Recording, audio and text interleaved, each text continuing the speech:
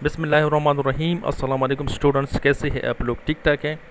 अच्छा, आज जो टॉपिक हम डिस्कस करेंगे वो है रियल और नॉमिनल जीडीपी में क्या डिफरेंस है, और इसके साथ हम डिस्कस करेंगे जीडीपी डिप्लेटर। तो आइए शुरू करते हैं।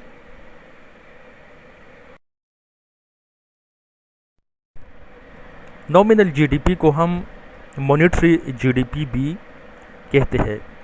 इसका मतलब ये है कि जो हमारे जीडीपी की जितनी भी कंपोनेंट्स हैं उसकी वैल्यूएशन हम उसके करंट प्राइस पर करते हैं। मतलब यह है कि उसमें बेस्ट एयर प्राइस हम नहीं ले लेते हैं। हर एयर का जो प्राइस होता है वो करंट को हम कंसिडर करते हैं।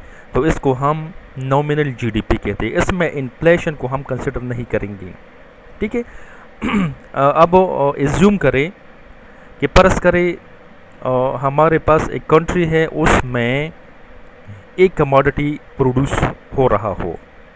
ठीक है। ऐसा मुल्क जिसमें एक ही गुड प्रोड्यूस हो रहा हो, तो हम अभी देखेंगे कि उसमें नॉमिनल जीडीपी किसके बराबर होगी।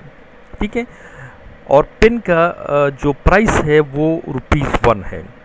अगर 2020 में यही कंट्री 10 पेंस प्रोड्यूस करे और उसका प्राइस 1 हो, तो टोटल जीडीपी उस ईयर का क्या होगा? तो 10 पेंस मल्टीप्लाई ₹1 पर pen is equal to 10 multiply 1 is equal to 10। ये 10 उसी साल का 2020 का जीडीपी है, नॉमिनल जीडीपी है।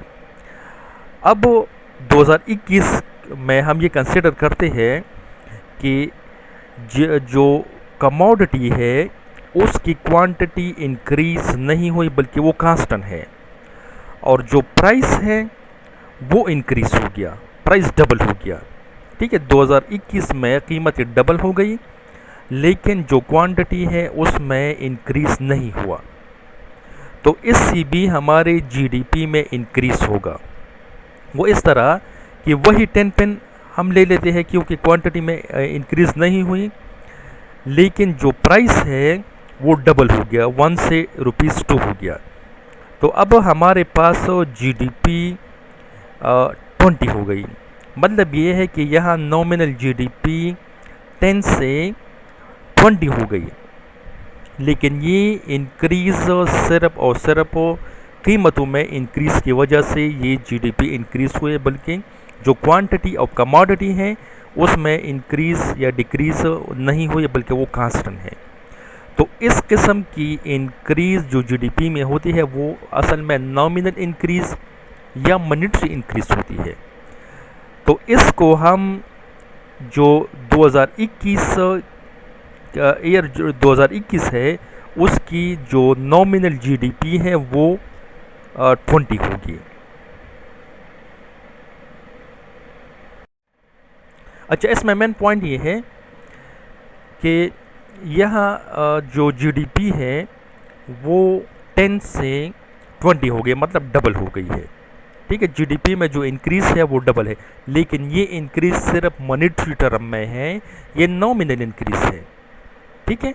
इसमें जो आउटपुट, जो फिजिकल आउटपुट है, that will be remaining constant, उसमें कोई इंक्रीज नहीं हुई है। तो इस वजह से अगर किसी मुल्क की आउटपुट में इंक्रीज ना हो और सिर्फ कीमतों में इंक्रीज हो, तो उससे हम किसी मुल्क की ग्रोथ या डेवलपमेंट या प्रॉस्पेरिटी का अंदाज़ा हम इससे नहीं लगा सकते। इसके लिए ज़रूरी है कि किसी भी मुल्क की जो कमोडिटी है, जो आउटपुट है, वो इंक्रीज हो जाए। कीमतों में अगर इंक्रीज हो तो वो कम हो, या कीमतों में इंक्रीज कांस्टेंट हो, तब हम ये कंसिडर करेंगे कि वही मुल्क जिसकी कीमतों में इंक्रीज कांस्टेंट हो और आउटपुट में इंक्रीज हो जाए, और उसकी वजह से उस मुल्क की जीडीपी इंक्रीज हो जाए, तो उसको हम किसी इकोनॉमी की, किसी कंट्री की ग्रोथ के लिए, उसके मैयर के लिए हम इसको यूज़ करेंगे। सिर्फ मॉनेटरी टर्म में इंक्रीज कोई बड़ी बात नहीं है। अगर मॉनेटरी टर्म में इंक्रीज हो जाए तो इससे हम किसी मुल्क की डेवलपमेंट का अंदाज़ा कतन नहीं लगा सकते। रियल जीडीपी का मतलब है कि अगर हम गुड्स एंड सर्विसेज की वैल्यूएशन कांस्टेंट प्राइस पर करें तो इससे हमारे पास जो भी जीडीपी कैलकुलेट होगी उसको हम रियल जीडीपी कहेंगे। इसमें इन्फ्लेशन एडजस्टेड होती है, तो इस वजह से हम इसको जीडीपी एडजस्टेड भी कहेंगे। सपोज़ करें कि वही एग्जांपल हम ले लेते हैं कि एक इकॉनमी है जिसमें एक ही कमोडिटी प्रोड्यूस हो रहा हो, ठीक है, और उसकी प्राइस ₹1 हो। तो 2020 में अगर उस कंट्री में 10 पेंस प्रोड्यूस हो जाए, ₹1 उसकी प्राइस है, तो इसके जो टोटल जीडीपी होंगी वो इस तरह होंगी कि हम 10 चूँकि क्वांटिटी है और 1 प्राइस है तो quantity multiply price is equal to 10। तो ये हमारे पास 2020 की रियल जीडीपी होगी या नॉमिनल जीडीपी होगी। ये फर्स्ट पॉइंट है, इससे नेक्स्ट पॉइंट पर हम ये क्लियर हो जाएगा। अगर 2021 में जो कमोडिटी है जो हमने पेन सपोज की है, अगर उसकी क्वांटिटी डबल हो जाए, मतलब यह है कि 10 से 20 हो जाए और कीमतों में जो चेंज है वो कांस्टेंट रहे, तो यहाँ हम जो जीडीपी कैलकुलेट करेंगे तो 20 मल्टीप्लाई 1, 20 क्वांटिटी ऑफ कमोडिटी है, 1 प्राइस है, चूँकि प्राइस में चेंज नहीं आया है तो हम वही 1 कंसिडर करेंगे, तो 20 मल्टीप्लाई 1 इज इक्वल टू 20। तो यह देखिए कि जो जीडीपी में इंक्रीज़ हुआ है वो असल में क्वांटिटी ऑफ कमोडिटी में इंक्रीज़ की वजह से हुई है। तो ये इंक्रीज़ असल में रियल इंक्रीज़ है, और जो 2021 के जो जीडीपी है वो असल में रियल जीडीपी है, क्योंकि उसमें जो इंक्रीज़ हुआ है वो इंक्रीज़ असल में कमोडिटी की क्वांटिटी की इंक्रीज़ की वजह से हुआ, जबकि प्राइसेस को हमने कांस्टेंट सपोज की है। तो इस किस्म की जीडीपी को हम रियल जीडीपी कहेंगे, और इससे हम किसी भी मुल्क की प्रॉस्पेरिटी या उसकी ग्रोथ का अंदाज़ा लगा सकते हैं, क्योंकि वो ग्रोथ रियल टर्म में होगा। उसमें असल में किसी मुल्क की जो कमोडिटी है, जो प्रोडक्शन है, जो इंडस्ट्रियल डेवलपमेंट है, उसको वो शो कर रहा है। तो इस वजह से हम किसी भी मुल्क की रियल जीडीपी से उस मुल्क की तरक्की का अंदाज़ा बहुत आसानी से लगा सकते हैं। तो उसकी मेजर के लिए हम रियल जीडीपी को यूज़ करेंगे। अच्छा, इस टेबल से ये सब कुछ आप लोगों को क्लियर हो जाएगा। ये देखिए, ये हमने इसमें ईयर ली है 2020-2021। प्राइस ऑफ पेन 1 है और 2021 में ₹2। क्वांटिटी ऑफ कमोडिटी परचेज वो 10 है 2020 में, और 2021 में वो 20 है। अब हम इस टेबल से नॉमिनल जीडीपी को कैलकुलेट करेंगे और रियल जीडीपी को हम कैलकुलेट करेंगे। तो 2020 के लिए नॉमिनल जीडीपी इस तरह होगी कि price of pen multiply quantity purchase पर 2020, ठीक है, प्लस ये हो जाएगा 2020 के लिए जो जीडीपी है वो बराबर हो जाएगा 1 मल्टीप्लाई 10, ठीक है, 1 को हम 10 से मल्टीप्लाई करेंगे तो ये 10 के बराबर होगा। और 2021 के लिए अगर हम नॉमिनल जीडीपी को कैलकुलेट करेंगे तो 2021 की जो प्राइस ऑफ पेन है और जो 2021 की क्वांटिटी ऑफ पेन है उसको हम मल्टीप्लाई करेंगे, मतलब 2 मल्टीप्लाई 20। तो इससे जो जीडीपी कैलकुलेट हो जाएगा वो 40, उसकी वैल्यू 40 आएगी। तो ये नॉमिनल जीडीपी है, क्योंकि इसमें हम जो प्राइसेस है वो करंट ले लेते हैं, ठीक है। अब इसके मुकाबले में अगर हम रियल जीडीपी को कैलकुलेट करेंगे तो उसमें हम ये सपोज करते हैं कि 2020 का जो प्राइस है वो इसको हम as a base year price consider करेंगे, ठीक है। तो फर्स्ट रियल जीडीपी कैलकुलेशन के लिए हम 2020 के लिए अगर ये करेंगे तो पेन प्राइस ऑफ पेन 1 है क्वांटिटी ऑफ पेन 10 है, तो 1 मल्टीप्लाई 10 2020 के लिए 1 मल्टीप्लाई 10 GDP आ जाएगा 2020 के लिए। इस तरह 2021 के लिए अगर हम रियल GDP को कैलकुलेट करेंगे तो इसमें हम 2020 का जो प्राइस है उसको हम बेस ईयर प्राइस सपोज करेंगे, ठीक है। तो प्राइस 2020 का होगा और क्वांटिटी 2021 की होगी। प्राइस 2020 का 1 है तो यहाँ हम 1 ले लेते हैं, और जो क्वांटिटी ऑफ पेन है वो 2021 में उसकी जो क्वांटिटी है वो 20 है। तो यहाँ देखिए 1 multiply 20 that is equal to 20।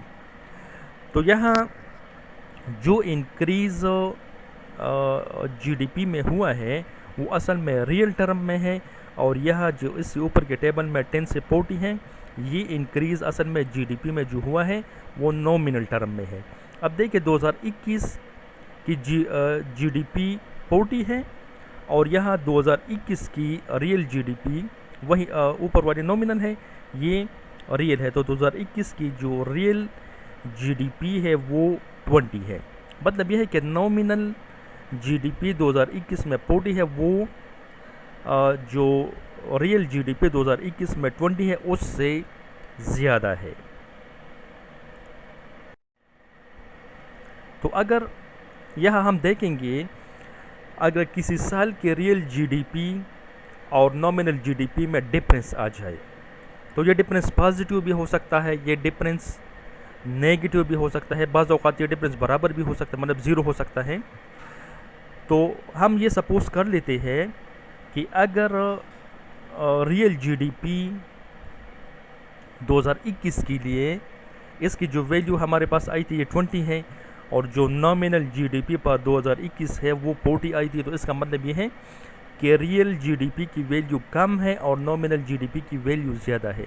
अगर इस किस्म की सूरत हाल आ जाए तो इसका मतलब ये है कि इस इकानमी में इन्फ्लेशन जो है वो मौजूद है। मतलब ये है कि जो प्राइस हाइक है या प्राइस इंक्रीज़ है वो हमें इससे शो हो रहा है कि रियल और नॉमिनल GDP में जो डिफरेंस है वो ये है कि नॉमिनल GDP ज़्यादा है और रियल GDP कम है।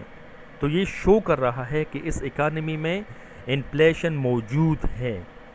लेकिन अगर इस तरह सूरत हाल आ जाए कि रियल GDP की वैल्यू नॉमिनल GDP से एक्सीड कर जाए तो इससे हमें ये अंदाज़ा हो जाएगा कि इस इकानमी में चूँकि रियल GDP ज़्यादा है और नॉमिनल GDP कम है, तो ये शो हो रहा है कि इस इकानमी में डिप्लेशन है। तो मतलब ये है कि किसी मुल्क में इन्फ्लेशन और डिप्लेशन का अंदाज़ा हम इस बात से भी लगा सकते हैं कि हम उस मुल्क के रियल GDP और नॉमिनल GDP को कंसिडर करें।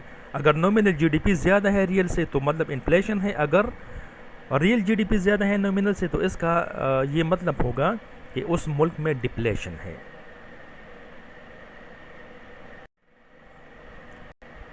GDP डिप्लेटर असल में बराबर है कि हम नॉमिनल GDP की और रियल GDP के दरमियान रेशो ले लें। तो इसके दरमियान जो रेशो है उसको हम GDP डिप्लेटर कहेंगे, ठीक है। क्योंकि हमने इससे जो पहले रियल और नॉमिनल GDP की कैलकुलेशन के लिए हमने ये कंसीडर किया था कि हमारे पास एक इकानमी है और उसमें सिर्फ एक कमोडिटी है, वो हमने पेन सपोज किया था, ठीक है। तो उसमें नॉमिनल GDP बराबर होगी कि उस पेन की जो प्राइस है और उसकी जो क्वांटिटी है, मतलब प्राइस मल्टीप्लाई क्वांटिटी, वो बराबर हो जाएगा उस कंट्री का जो नॉमिनल GDP है। अगर हम रियल GDP को उस कंट्री के लिए, उस इकानमी के लिए कंसिडर करेंगे तो उसमें हम ये लेंगे कि उस कंट्री जो क्वांटिटी प्रोड्यूस हुई है और वो प्राइस जो बेस ईयर है, ठीक है। बेस ईयर का प्राइस जो हमने इससे पिछले जो टेबल था उसमें हमने ये डिस्कस किया था कि उसमें हम प्राइस बेस ईयर का प्राइस लेंगे। तो बेस ईयर का प्राइस मल्टीप्लाई क्वांटिटी, ठीक है। अब अगर हम GDP डिप्लेटर में नॉमिनल GDP और रियल GDP की जगह इसकी वैल्यू पुट करें, मतलब नॉमिनल की जगह हम P मल्टीप्लाई क्यों और जो रियल है उसकी जगह हम पुट करें price of base year divide multiply quantity. तो इससे हमारे पास क्या आ जाएगा, इससे हमारे पास आ जाएगा ये, चूँकि क्यों कैंसिल हो जाएगा और हमारे पास बच जाएगा P multiply divide by price of base year. ठीक है, तो price divide by price of base year, जो प्राइसेस के दरमियान रेशो है करंट प्राइस और जो बेस ईयर है, उसको हम जीडीपी डिप्लेटर भी कह सकते हैं। अच्छा, इसके अलावा हम नॉमिनल जीडीपी को जीडीपी डिप्लेटर से भी फाइंड आउट कर सकते हैं। तो वो बराबर होगा real GDP multiply GDP deflator. ठीक है, क्योंकि हमारे पास रियल जीडीपी की वैल्यू भी थी और जीडीपी डिप्लेटर की वैल्यू अगर हम इससे के साथ मल्टीप्लाई करेंगे तो हमारे पास नॉमिनल जीडीपी की वैल्यू आ जाएगी। इस तरह इस फार्मूले से हम रियल जीडीपी की वैल्यू को भी हम मालूम कर सकते हैं। ठीक है, तो रियल जीडीपी की वैल्यू किसके बराबर होगी, nominal GDP divide by GDP deflator. ठीक है, अगर हमारे पास जीडीपी डिप्लेटर की वैल्यू मालूम होगी और नॉमिनल की वैल्यू भी मालूम होगी तो हम उससे रियल जीडीपी को मालूम कर सकते हैं।